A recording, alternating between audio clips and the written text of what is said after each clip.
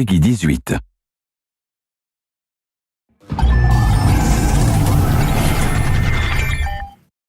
Hello everyone, I'm Colin Graham. I'm the animation director on Watch Dogs, and today I'm excited to present to you a vertical slice of the Watch Dogs free roaming experience. So actually, this is not a mission. Everything we're going to showcase today is completely systemic, and we're free to do as we please. We start off in the wards, the low-income district of our interpretation of Chicago. When creating the world of Watch Dogs, we wanted to stay true to the city and give a unique flavor to each and every neighborhood, not only in terms of the architecture, but also in terms of the people that you'll encounter and what is happening in their day-to-day lives. In the wards, you'll see working-class citizens, rusty cars, gang members, abandoned houses, and low-grade pawn shops. It's really not the kind of place that you're going to want to be alone after dark. Nowadays, modern cities are increasingly managed by software, controlling traffic lights, electricity grids, and surveillance systems. In our version of Chicago, this management software is called CTOS, or the Central Operating System. The CTOS controls everything in the city, and it was created by the Bloom Corporation. Since the CTOS has been installed in Chicago, people get to work faster, the crime rate is dropped, and the communication networks are now more accessible and stable than they ever were before. It goes without saying that if everything is connected, somebody able to take over the system would be extremely powerful. At this point in the game, we don't have control over this district's CTOS system. The icons that you see over people's head mean that we cannot hack into their mobile devices at the moment. We need to find the CTOS control center, install a backdoor virus into the system to take control over all of the infrastructure in this district. There it is, the CTOS control center.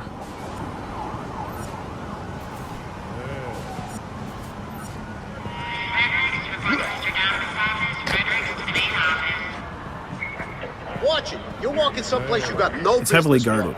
Let's see if we can find the server access codes from a distance.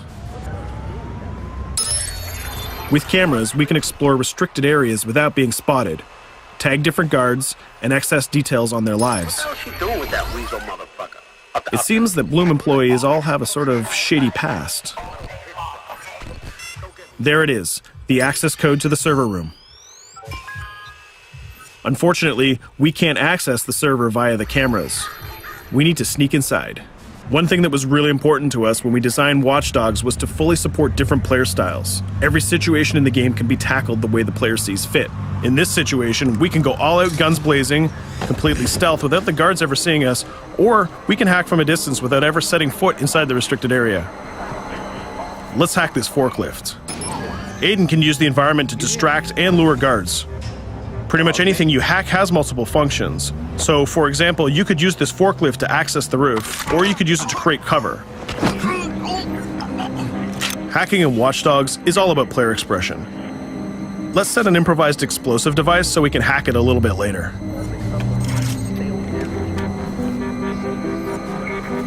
You'll also notice Aiden's low-profile stance. This indicates when the guards are unaware of our presence. We'll try to reach the upper level of the building to see if we can gain a vantage point over our opponents. Everything in the environment can be hacked, so we're going to make some dynamic cover.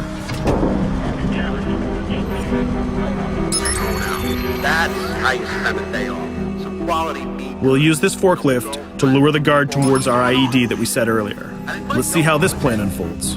You're working them on.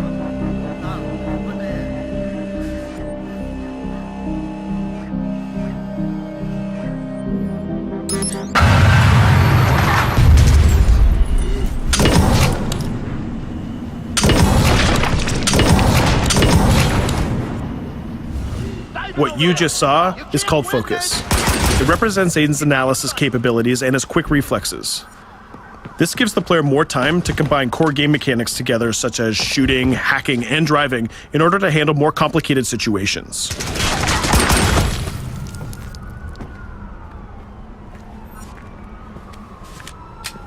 Now we can access that control room.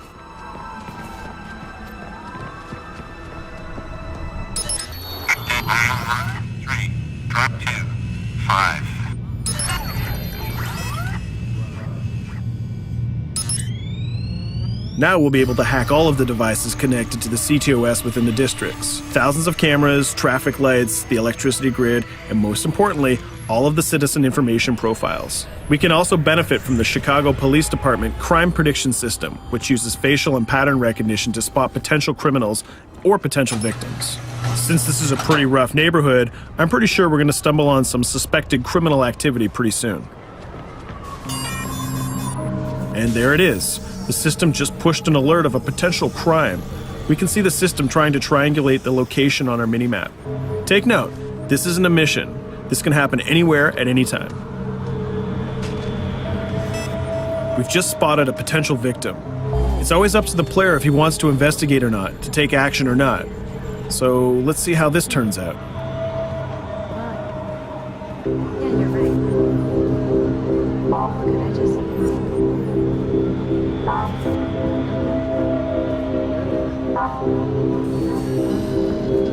Right.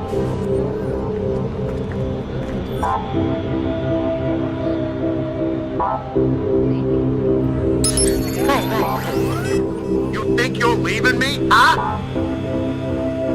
Jesus, I told you to stay away from me! You belong to me now. Get it? You better leave or I'll call the cops! I'll fucking kill you, goddammit. Get off! Yo! That was close. Good thing that we intervened. We managed to prevent the crime, but we triggered a chase. From here, the criminal's behavior is unpredictable. He can try to get away, shoot back at us, surrender, or call for backup.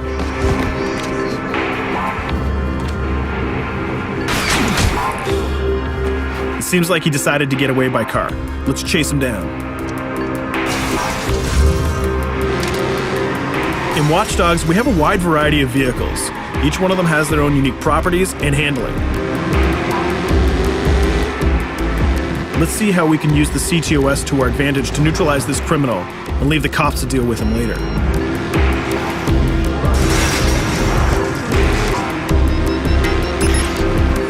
The chase stops right here. Using the blockers usually reserved for the cops during interventions, we managed to stop this criminal without killing him.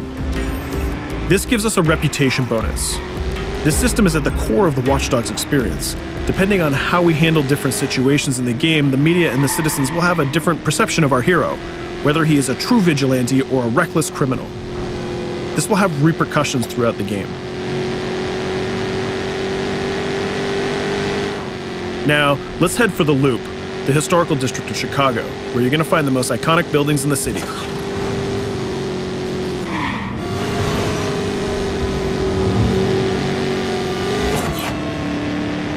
We're going to go to a gun shop to see what arsenal is available for players.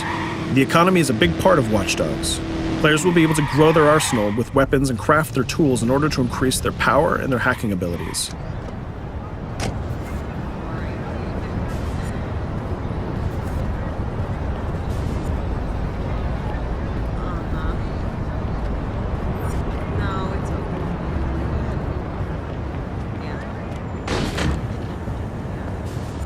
You will find all of the weapons that you would expect in a traditional shooter. Pistols, assault rifles, guns, sniper rifles, and grenade launchers, just to name a few. A lot of bullets were fired in our last encounter with the CTOS guards. Let's stock up on some more ammo. Finding everything.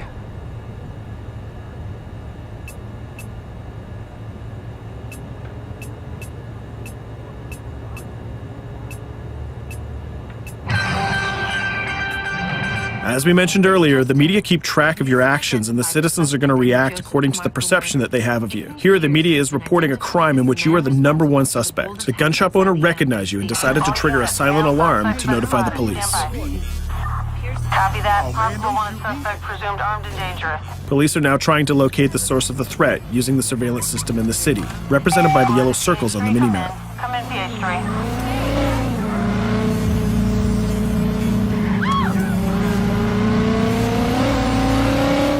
Aiden is able to stall their efforts by hacking into their communication systems while avoiding the scanning areas.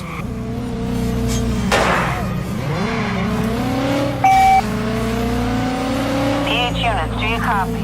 Repeat, squad to all PH units. Once they've lost our trail, we can go back to our activities.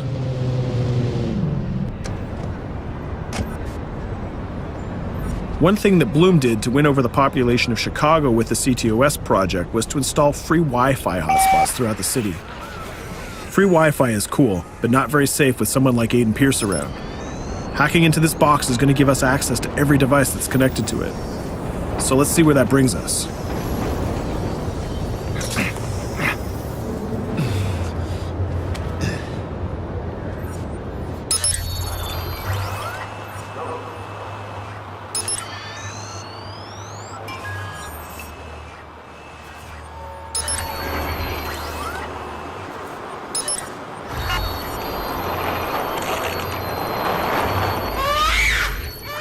We just hacked into the webcam of a laptop. It seems that we're in the apartment of a mother and we can hear her baby crying in the background.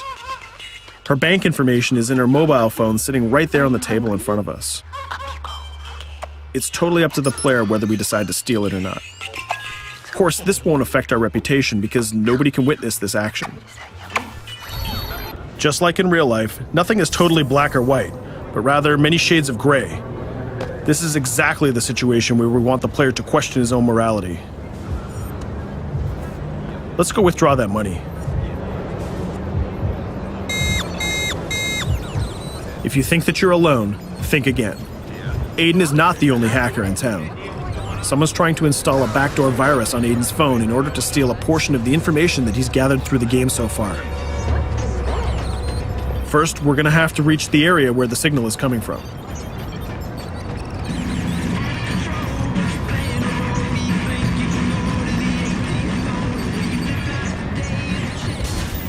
Using our profiler, we're going to try to identify the hacker before the installation finishes.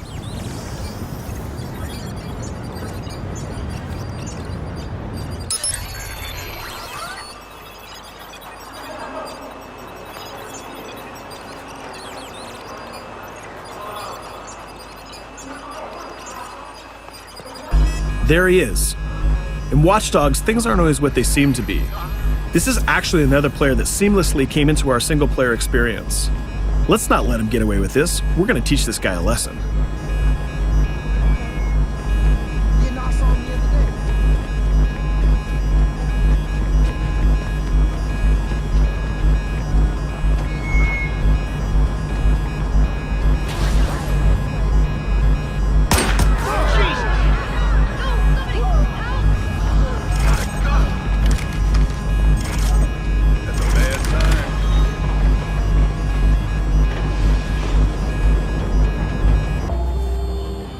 We stopped the hack, but the hacker managed to get away. I don't know about you, but we can't let this pass by. We need to retaliate. Using the grid, let's see if we can find that second player. There he is. Let's enter his game seamlessly.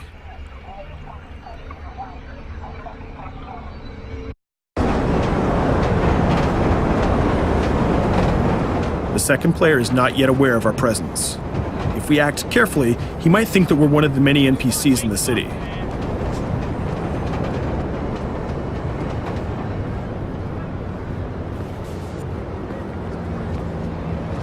What was that?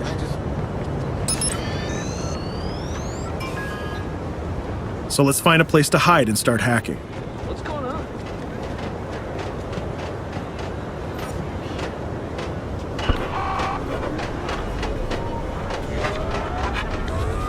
The second player has just been alerted that a breach has occurred on his phone. He's trying to find us using his profiler.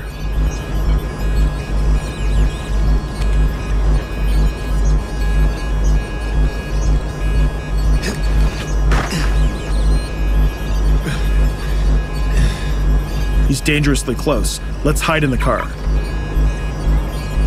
We're spotted. Let's get out of there.